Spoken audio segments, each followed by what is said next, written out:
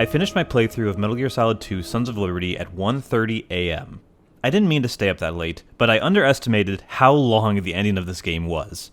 My policy so far in this series has been to gloss over the story and focus more on the gameplay, but this final part of the game doesn't leave me much of a choice. I gotta get into the story.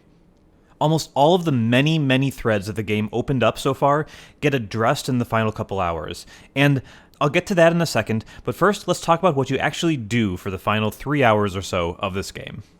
If you like boss fights, then this part of the game has you more than covered. You fight Vamp in a boss fight that is fun and makes you deal with verticality more than most fights thus far. This of course continues the trend of each boss requiring you to use the first-person view to come out on top. I mentioned that the Olga fight way back at the beginning of the game was difficult because I wasn't used to the first-person controls yet, but sadly I have to say at this point in the game, the first-person controls still haven't clicked with me. They just never did. The controls are simply too loose, and I found it hard to get the game to do what I wanted it to do every time I did something in this view. I played Metal Gear Solid 5 right before starting this game, and that game has amazingly tight controls at all times, and this just felt like a huge regression to me. Yes, Sons of Liberty came out 14 years before The Phantom Pain, but this makes the game feel a little harder to play in 2019 than you'd expect. On the plus side, the game continues to ramp up its variety all the way through to the end of the game. Every scene feels fresh and like nothing you've done yet in the game. You guide Emma across a bridge and give her sniper cover against guards, mines, and drones. Solid Snake is there, too, and can give you a hand if you need it. You get captured and survive a mercifully short torture sequence, and go through one of the most notorious scenes in video game history, running around the big shell completely naked.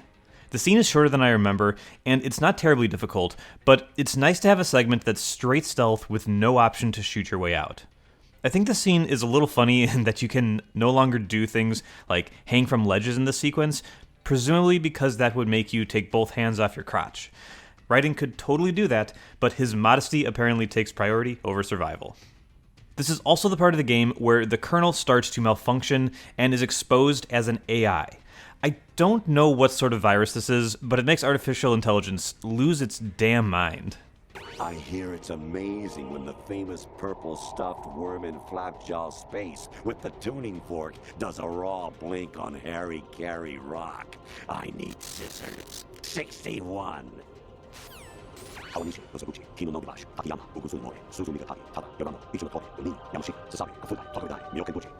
Raiden, turn the game console off right now. What did you say?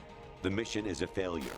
Cut the power right now. What's wrong with you? Even my patience has its limits. I just can't leave this thing up to you any longer. I'll do the fighting. You can just go home. You eventually run into Snake again, this time dressed back in his traditional sneaking suit, and he gives you all of your stuff back. He also gives you a katana and lets you practice in a small hallway as you get used to the first melee weapon in the game. There's some fun details here, like if you accidentally hit Snake with the sword, he'll shoot back at you and scold you for doing so. Damn, kid. After this, you and Snake take on a small army of guards together, and it's genuinely one of the coolest parts of the game. You are as powerful as you have ever been, and you just feel invincible. You and Snake, of course, will get separated, and you are left to fight not one Metal Gear, but an endless supply of Metal Gear Rays.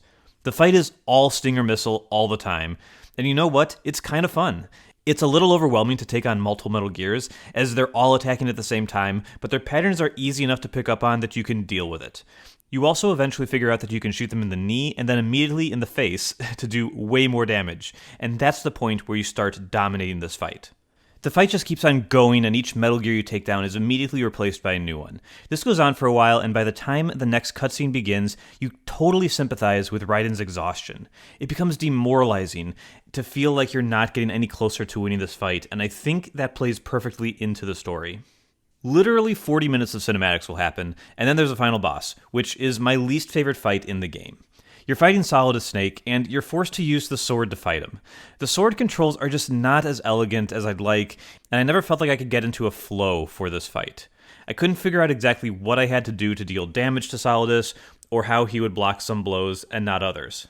His attacks were also too erratic for me to counter well. His smaller strikes were easy enough, but he has this fire dash move that basically requires luck to dodge. It's kind of a bummer to end the game on. But now it's time to hit on the story, which occupies a significant part of the ending. Seriously, there are times where a long coda conversation will happen, you run through a door, and immediately on the other side, there's a long cinematic. The most notable part about how the story wraps up is that there are twists, and then those twists have twists of their own.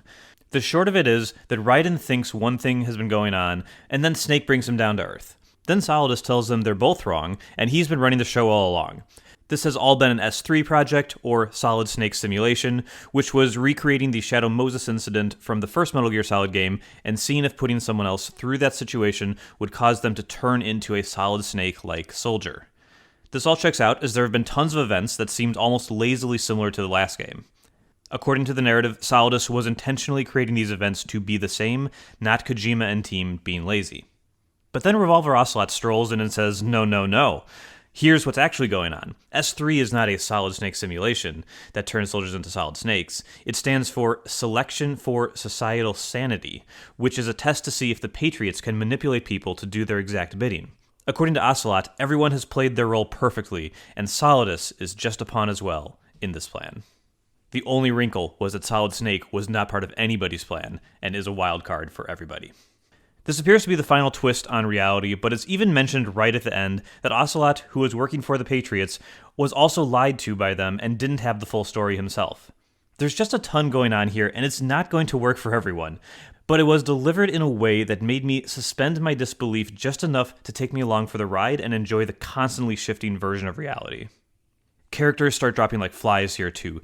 Vamp appears to be killed, although he comes back in subsequent games. Olga is violently killed by Solidus. Emma dies in Otacon's arms, which is the second game in a row where this happens to Otacon, and Solidus is eliminated at the end of an annoying final boss fight. And then there are a ton of little things that I loved, cringed at, or otherwise just found interesting, and since this is the last part of the retrospective, I'm gonna hit on them now or never. First up, we gotta talk about Otacon. Otacon opens up way more than he needs to throughout the game. I know it's for the purpose of developing the character in the extended universe, but I was like, dude, I really don't need to know all of this a few times. He talks about having an incestuous affair with his stepmother, which is really cringeworthy, but that's okay because then he tells you that he wasn't there to help his sister and father from drowning because he was alone in his bedroom, well, you know.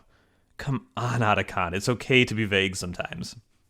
Another little thing is it's pretty clear that the game uses coda calls to avoid animating full cutscenes. There are tons of examples of characters literally right next to each other and alone in a room, but they switch to coda calls for no reason at all. This has to be because they're easier to animate and save room on the disc. At one point, Rose, or at least the version of Rose you've been talking to in this game, is revealed to be an AI, and you ask her if she's lying. She says, "You have to believe me," which just made me laugh. Of course I do, Jack. You have to believe. Damn! It will be I don't know where else to put this, but I gotta say it's weird. Blood explodes out of Metal Gears when they're shot for some reason. This makes no sense, but it happens, and I had to talk about it. This game talks a lot about information and who controls that information, whether it be digital or genetic. And they bring up the incredible amount of data, especially trivial information, that is created by the masses every day. This game came out in 2001, which makes the concern feel positively quaint in 2019. In 2001, we didn't have Twitter or Facebook or even YouTube. Today, we really look back on 2001 as the good old days. And I can't end this video series without talking about Raiden. I think Raiden is one of the best characters in the Metal Gear series, and I sympathize with his plight more than with that of Solid Snake, who again is one of the greatest video game characters of all time. I love that Raiden is an avatar for the player, and I love that his role in the story, no matter who is actually pulling the strings, is that of a pawn doing his best. He's never in control, and he's always trying to do the right thing, and I love him for it. No, he doesn't have the most personality, but I think his backstory explains that relatively well. And I think that Rose is a great foil for him in this story, as she is the entire reason I connect so much with Raiden. She's an element of his quote-unquote real life that tears away the facade that Raiden puts up around himself. The conversations they have are not really work chats, like they're not talking about work, but they let us see a side of Raiden that not many people get to see.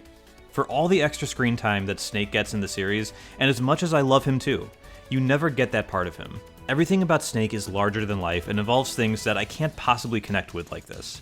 Raiden's story is one of a young guy doing his best, and Rose lets us peek behind the curtain a bit more. These conversations are annoying at times, and some of the acting gets a little flaky at points, but at the end of the day, I was totally on board with both him and their relationship. The worst thing I can say about Raiden now is that I think the later Metal Gear Solid games betray the Raiden that comes out of the end of Sons of Liberty. His returns later in the series as a kind of a joke in Snake Eater and as a bionic cyborg in Guns of the Patriots don't follow for me as the same character that went through this game. It just feels like Kojima took the fans' criticisms at the time too much to the heart and turned Raiden into something more like what they wanted and not what Kojima so brilliantly crafted in this story. And with that, we've come to the end of my retrospective on Metal Gear Solid 2: Sons of Liberty. I hadn't played this game in well over a decade, but I played it over and over again when it was new. I think that this game holds up remarkably well, and I think it deserves to be in any conversation of the greatest games of all time. The story is well written and is chock full of interesting, fun characters who get stuck in your head. There was not one character I met this time through that made me go, oh, I forgot about them, which is saying something for a game that I hadn't picked up in this long. The tanker incident deserves special recognition again for being just an insane, wonderful way to open this game. I know I keep saying this, but I was in awe of this sequence when playing through it today, and it's not something I can say about many other video games from 18 years ago.